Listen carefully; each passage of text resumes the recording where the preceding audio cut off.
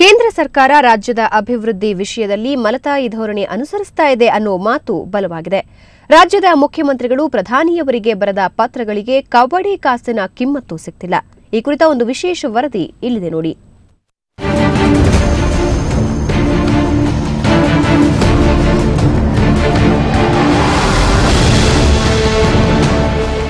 ಇಲ್ಲಿ ಕಾಣ್ತಾ ಇರೋದು ಮಾಜಿ ಸಿಎಂ ಬಿಎಸ್ ಯಡಿಯೂರಪ್ಪ ಹಾಗೂ ಹಾಲಿ ಸಿಎಂ ಡಿವಿ ಸದಾನಂದಗೌಡ ಅವರು ಪ್ರಧಾನಿ ಮನಮೋಹನ್ ಸಿಂಗ್ ಅವರಿಗೆ ಬರೆದ ಪತ್ರಗಳು.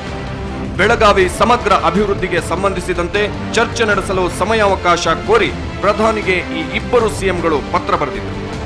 ಆದ್ರೆ ಪತ್ರ ಬರೆದು 4 ರಿಂದ 6 ತಿಂಗಳಾದ್ರೂ ಪ್ರಧಾನಿ ಭೇಟಿ ಅವಕಾಶ ಸಿಕ್ಕಿಲ್ಲ.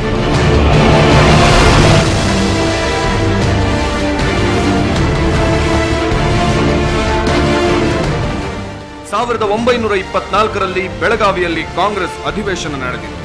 ಈ ಅಧಿವೇಶನಕ್ಕೆ ಮಹಾತ್ಮ ಗಾಂಧೀಜಿಯವರು ಅಧ್ಯಕ್ಷತೆಯನ್ನು ವಹಿಸಿದರು. ಅದರ ಸವಿನೆನಪಿಗಾಗಿ ಶಾಸಕ ಅಭಯ್ ಪಾಟೀಲ್ ಸುಮಾರು 5,538 ಕೋಟಿ ರೂಪಾಯಿಗಳ ಸಮಗ್ರ ಬೆಳಗಾವಿ ಅಭಿವೃದ್ಧಿ ವಿಷನ್ 2020 ಯೋಜನೆ ರೂಪಿಸಿದರು. ಈ ಯೋಜನೆಗೆ ರಾಜ್ಯ ಸರ್ಕಾರ 10% ಹಾಗೂ ಕೇಂದ್ರ ಸರ್ಕಾರ 90% ಅನುದಾನವನ್ನು ನೀಡಬೇಕೆಂದು ಪ್ರಸ್ತಾವನೆಯನ್ನು ಸಲ್ಲಿಸಿದರು.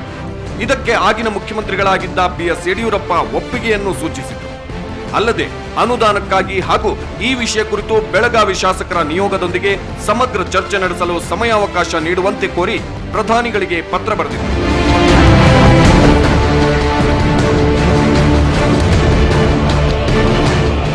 ಹಲವಾರು ವಿಷಯಗಳ ಕುರಿತು ಬೇರೆ ರಾಜ್ಯದ ಸಿಎಂಗಳಿಗೆ ಕೂಡಲೇ ಸಮಯಾವಕಾಶ ಕಲ್ಪಿಸುತ್ತಿರುವ ಪ್ರಧಾನಿಯವರು ಕರ್ನಾಟಕದ ವಿಷಯದಲ್ಲಿ ಮಾತ್ರ ಮಲತಾಯಿ ಧೋರಣೆ ತಳೆದಿದ್ದಾರೆ.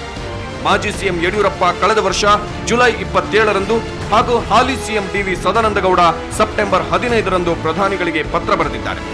ಅದಕ್ಕೆ ಈವರೆಗೆ ಪ್ರಧಾನಿ ಕಚೇರಿಯಿಂದ ಉತ್ತರ ಬಂದಿಲ್ಲ.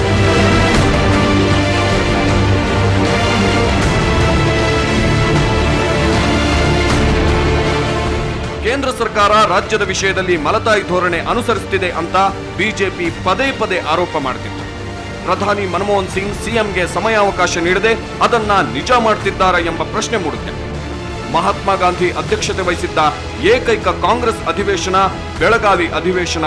ಇದರ ಸವಿನೆನಪಿಗಾದ್ರೂ ಕಾಂಗ್ರೆಸ್ ನೇತೃತ್ವದ ಕೇಂದ್ರ ಅನುದಾನ ಕೊಡಬೇಕಾಗಿದೆ. ಅರವಿಂದ್ ಬಿರಾದರ, ಸುವರ್ಣ ನ್ಯೂಸ್ 24/7 ಬೆಂಗಳೂರು.